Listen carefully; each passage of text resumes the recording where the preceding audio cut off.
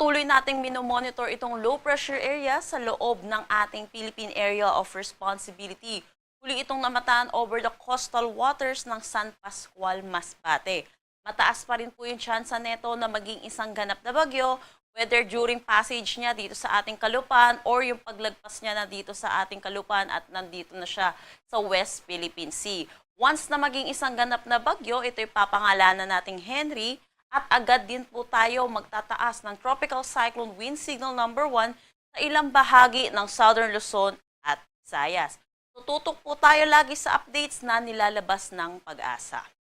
Sa ngayon, humina po ang southwest monsoon at dito na lamang ito umiiral dito sa may Palawan. Para sa magiging panahon natin ngayong araw dito sa Luzon, dulot nitong low pressure area, inaasahan natin magdadala ito ng mga kalat-kalat na pag-ulan sa may Metro Manila, Calabarzon, Bicol Region, probinsya po ng Mindoro, Romblon at Marinduque.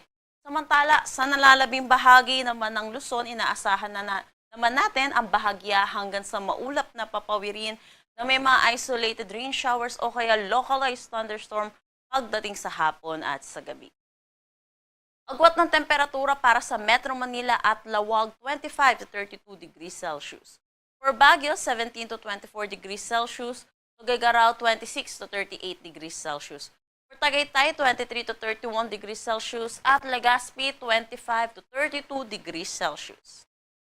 Ang buong Visayas naman inaasahan din natin ay makakaranas ng mga kalat-kalat na pag-ulan dulot nitong low pressure area. At dito naman sa Palawan ay dulot ito ng southwest monsoon.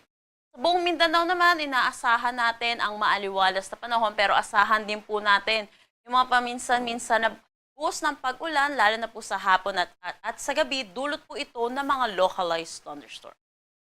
Agwat ng temperatura para sa Calayan Island sa Puerto Princesa, 25-32 degrees Celsius. May Iloilo at Cebu, 26 to 32 degrees Celsius. Tacloban, 24 to 32 degrees Celsius. For Cagayan de Oro, 25 to 32 degrees Celsius. Zamboanga, 25 to 34 degrees Celsius. At Davao, 24 to 32 degrees Celsius.